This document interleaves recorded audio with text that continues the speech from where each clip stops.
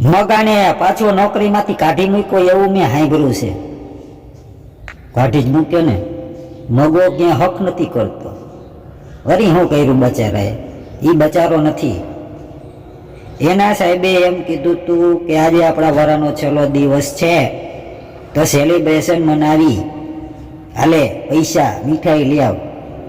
તે મગો પૈસા લઈ ગયો અને મીઠાઈ લઈ આવ્યો ગોડાઉનમાંથી. સાહેબને ખબર નથી એવી રીતના. આવડું મોટું બોક્સ. તે બધાય ગોઠવાઈ ગયા અને મગાએ કાપ્યું બોક્સ. તો કેટલી જાતની મીઠાઈ હતી, પણ કટકાન બટકાન એવું થઈ ગયું હતું. સાહેબ આમ કે મગા આ મીઠાઈ આટલી બધી છે પણ આ કટકાન બટકા કાં છે? આપણા મજૂર મીઠાઈ હાજી રહેવા દે. ઘા કરે છે પાર્સલના ઘા, ખાઈ લ્યો સાના મુના. તે સાહેબને આખો સ્ટાફ આખું બોક્સ ઝાપટી ગયા. તે થોડીક વાર થઈને તો મગન ગામનો એક જણો આવ્યો, લગર વગર લુગડા, વિખરાયેલા વાળ ને ટપાલ હાથમાં. એ કે મારું પાર્સલ એક અહીંયા આવ્યું છે, તમે કોઈએ જોયું? તો સાહેબ કે લાય.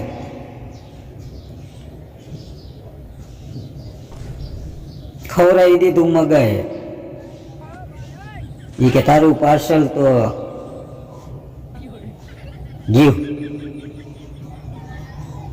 અરે મારા ભાઈએ બોમ્બેમાં લગ્ન હતા ને એને મોકલું તું એટલે સાહેબે કાઢી મૂક્યો.